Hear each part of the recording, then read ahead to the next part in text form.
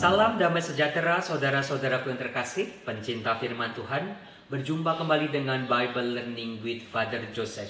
Bagaimana kabar Anda hari ini? Saya sangat berharap meskipun kita semua di rumah, kita dalam keadaan sehat.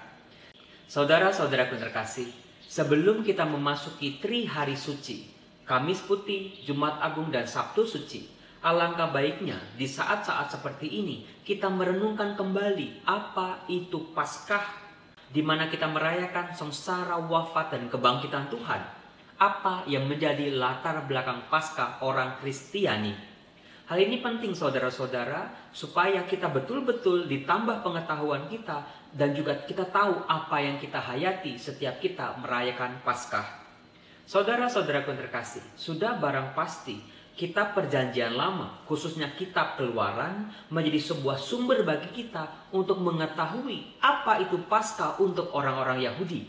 Apa yang harus mereka lakukan setiap kali mereka merayakan Paskah, dan apa yang mereka hayati setiap mereka merayakan Paskah. Dalam kitab Keluaran bab 12 ayat 1 dikatakan begini: "Berfirmanlah Tuhan kepada Musa dan Harun di tanah Mesir, bulan inilah akan menjadi permulaan segala bulan bagimu, dan itu akan menjadi bulan pertama bagimu tiap-tiap tahun." Jadi saudara-saudara, dalam kalender orang-orang Yahudi, Paskah adalah tahun baru mereka. Dalam tradisi yang jauh lebih kuno lagi saudara-saudara, tahun baru mereka adalah masa pergantian musim, di mana mulai beralih dari musim dingin yang beku, yang kaku, sepi, mereka beralih kepada musim semi, di mana mereka akan melihat bunga-bunga mulai bermekaran, ada kehidupan lagi, ada keindahan lagi dalam hidup mereka.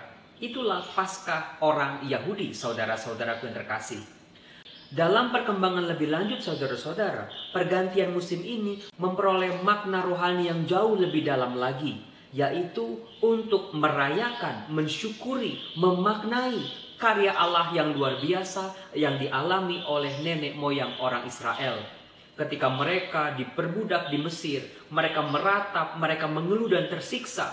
Mereka minta tolong kepada Allah, dan Allah menolong mereka dengan karya-karyanya yang ajaib. Dengan tulah-tulah dan kemahakuasaannya, Allah berhasil menaklukkan Firaun dan seluruh orang-orang Mesir.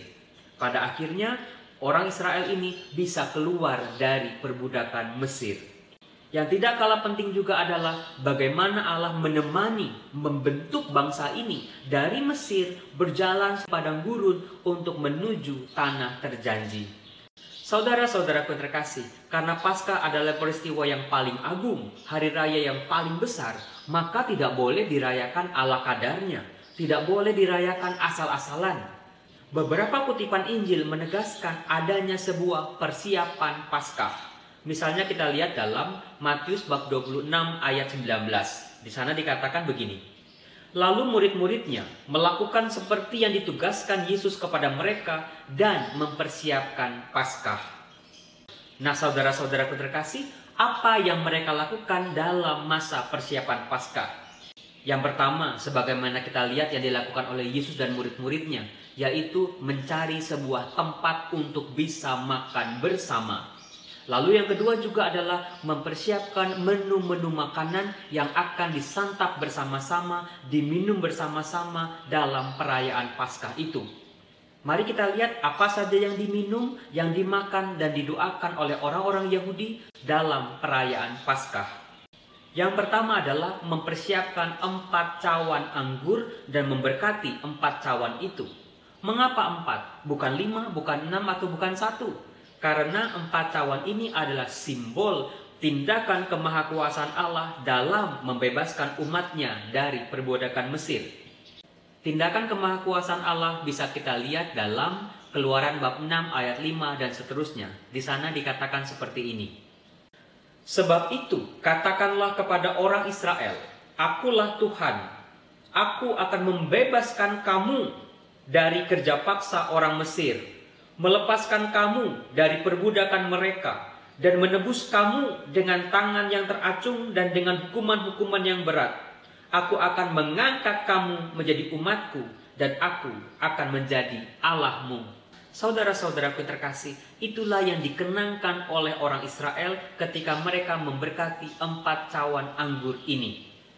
Setelah 4 cawan ini diberkati, lalu dibacakan kisah-kisah keselamatan yang dibacakan dari kitab Keluaran, saudara-saudaraku yang terkasih.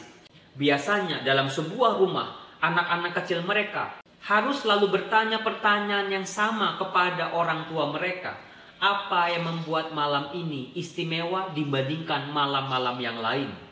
Dan setelah itu, bapak keluarga akan menceritakan dengan penuh antusias dan semangat bagaimana Allah menebus orang-orang Israel. Bagaimana tulah-tulah itu terjadi.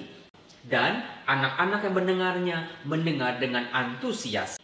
Hal yang berikut adalah setelah mereka meminum cawan yang pertama, mereka harus memakan sayuran pahit. Karena sayuran pahit adalah sebuah simbol dari perbudakan. Mereka mengenangkan jerih payah penderitaan nenek moyang mereka ketika mereka masih menjadi budak di Mesir. Dengan sayuran pahit ini, mereka mengenangkan perjuangan, penderitaan, dan kesulitan. Bagaimana Allah membebaskan mereka. Dan juga mereka memakan sayuran pahit untuk mengingatkan mereka kembali bahwa sekarang ini meskipun mereka tidak lagi diperbudak, mereka tidak boleh memperbudak sesama mereka sendiri, saudara. Kisah mereka harus memakan sayuran pahit bisa kita lihat dalam Keluaran bab 12 ayat 8. Dikatakan begini, dagingnya harus dimakan mereka pada malam itu juga. Yang dipanggang mereka harus mereka makan dengan roti yang tidak beragi beserta sayuran pahit. Selain sayuran pahit, mereka juga memakan daging anak domba. Tetapi yang menarik saudara-saudara, daging anak domba yang mereka makan bukanlah daging yang besar, tetapi potongan-potongan kecil daging. Mengapa? Karena lagi-lagi untuk mengingatkan bahwa dulu ketika orang Israel sudah dibebaskan oleh Allah dari Mesir, mereka mengalami kelaparan dan mereka diberi makan oleh Allah. Setelah makan sayuran pahit, daging dalam jumlah yang terbatas, mereka juga memakan roti yang tidak beragi. Mengapa tidak beragi, saudara-saudara? Hal ini bisa kita lihat dalam Keluaran bab 12 ayat 39. Dikatakan begini, adonan yang dibawa mereka dari Mesir dibakarlah menjadi roti bundar yang tidak beragi. Sebab adonan itu tidak diragi karena mereka diusir dari Mesir dan tidak dapat berlambat-lambat. Dan mereka tidak pula menyediakan bekal baginya. Jadi konteksnya saudara-saudaraku terkasih, mereka waktu itu harus cepat-cepat keluar dari Mesir. Mereka tidak bawa bekal apa-apa selain bekal makanan seadanya. Ketika mereka mau makan di padang gurun, mereka tidak punya ragi. Untuk bisa bikin ragi, dibutuhkan waktu yang cukup lama. Maka mereka membuat roti dengan tidak beragi. Lagi-lagi, roti yang tidak beragi yang mereka makan adalah simbol perjuangan yang dialami oleh nenek moyang mereka ketika dibebaskan oleh Allah dari Mesir dan berjalan di padang gurun. Lalu saudara-saudara, selain tadi sayur pahit, daging, roti tidak beragi, mereka juga ternyata ada semacam sup. Tidak jelas supnya apa, bisa sup kacang merah, bisa sup daging, di mana roti tidak beragi itu akan dicelupkan. Hal itu bisa kita lihat ketika Yesus mengadakan perjamuan malam terakhir kepada para muridnya. Di Yohanes bab 13 ayat 26.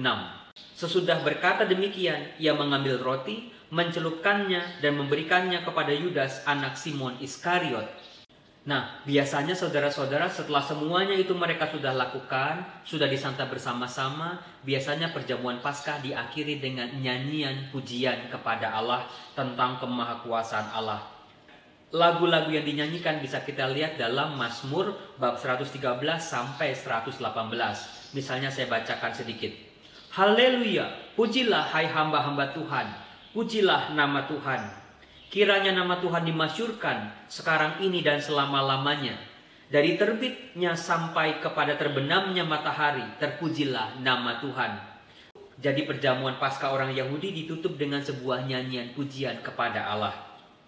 Nah, yang menariknya saudara-saudara, apakah perjamuan makan bersama Yesus dengan murid-muridnya adalah perjamuan Paskah orang Yahudi? Bisa dijawab iya. Tetapi Tuhan Yesus memberikan sebuah modifikasi baru kepada para muridnya. Apa itu? Mari kita bahas dalam video berikutnya.